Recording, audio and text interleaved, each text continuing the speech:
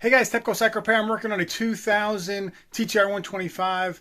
This is the L version, so it's a larger wheel one. It has a front disc brake and a rear drum. These are awesome bikes, but they do have some problems when they sit over time, especially the carburetor. I'm going to be swapping the carburetor out with the new Mikuni carburetor, so check out my other videos on that. Make sure you subscribe to my channel.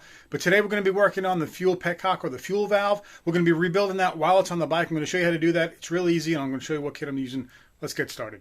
All right, to start out with, I'm using this all balls kit. It's the 60-1000. Now it comes with everything, so you can pull it out of the tank, and this would be the gasket that goes between the valve and the tank. It also comes with new lock washers for the mount into the tank and the two new bolts for that. And then you have your O-ring for the actual valve itself.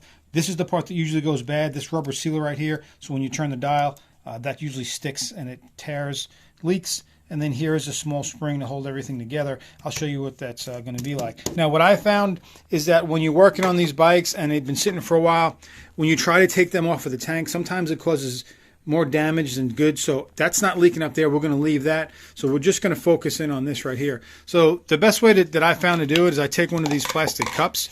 All right, just take something similar. So when you take it apart, if you drop anything, it's going to fall right into the cup. It's simple, 2 Phillips heads. Now the tank has already been emptied out. I put it on reserve and I dumped all the fuel out of it. So now I'm going to go ahead and take these 2 Phillips out. And what's going to come off is this outer plate that tells you which way to turn the fuel on, off, for reserve.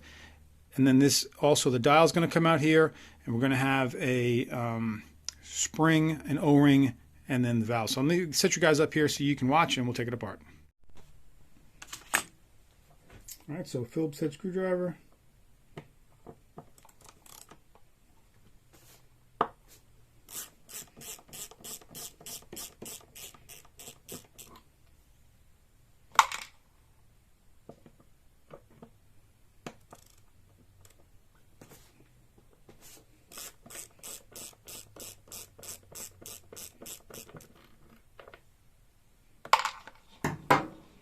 And then we're going to have that outer plate right there that tells us which way is on, off, and reserve.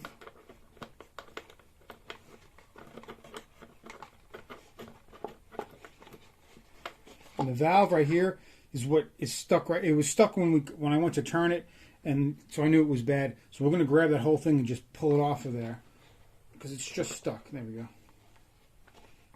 All right. So far I have, this is the valve itself. That metal ring, it's like a spring, goes in there. We're going to replace that. And then in here we have the O-ring. All right, we're going to put a new O-ring in. And then the rubber seal itself, the most common part, that's the part that leaks, and it lets gas transfer over to other parts. So when you have it off, it'll continue to leak out. You got to make sure these are fixed. You don't want to ignore this. So let me get that out of there. Just going to use a hook and be gentle to just get the rubber gasket. That thing is hard. Hard as a rock right there. Okay. So what we're going to do here is I'm just going to clean that up real good with some carburetor cleaner, and then we're going to go ahead and use a Q-tip to clean it all up, and we'll put the new ones in. All right, guys. So with everything cleaned up in there, now I'm going to take the new seal here, okay? And we're going to take a little bit of, I like to use this, you guys have seen me use it before if you subscribe to my channel, some Napa Seal Glide. And what that's going to do is help everything slide when it's all back together again.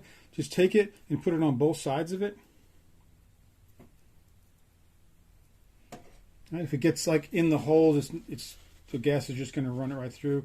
But I like to just make sure that it's clean in all of the holes, so we're looking just like that. But like I said, if you get a little bit inside there, don't worry about it, it's going to be fine. And then we're going to drop that right back in. So that's good there. Then we have our O-ring.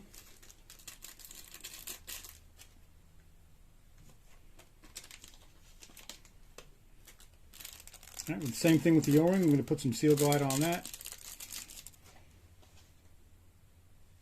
All right, so here's our new O-ring here. We're going to put some Seal Glide on that, and we're going to put this on the actual dial. So we're going to put that on right just like that. Then we have our new spring clip, and you can see it's just kind of wavy right there. Okay, so we're just going to take that and put that on right here. So that's going to sit in that groove. Put our outer plate back on.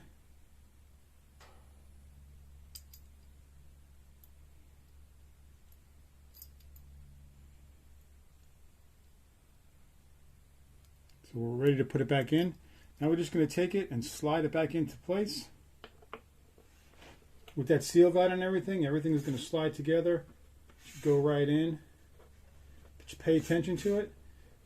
Like in this case here, the O-ring's a little bit sticking out, so before I really force it in, we're going to make sure that it's tucked in nice. All right, that's in. Make sure the spring stays in place.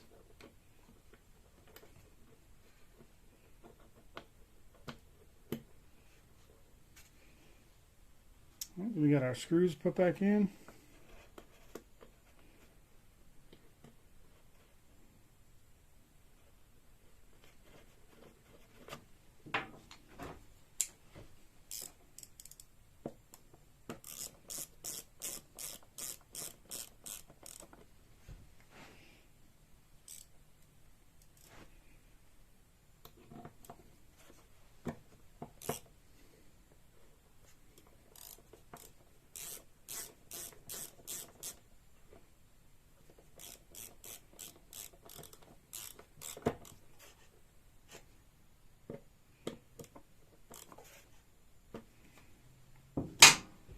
To make sure everything moves good, and it does.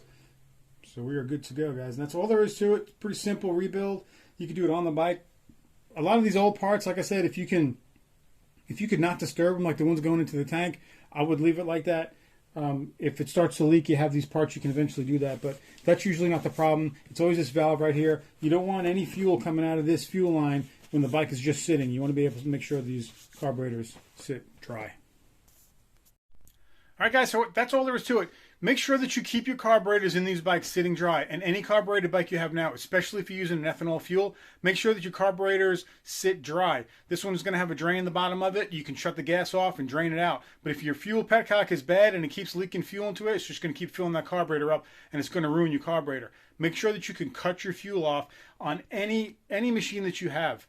Make sure you can cut the fuel off and keep the carburetors dry when you're not using them, because sometimes they sit longer than you think. Hopefully this helps you out, guys. Please hit the like button, subscribe, hit that bell for further notification. I'll put a link to the kit that I use in the description. Until next time, this is Tepcocyclerepair.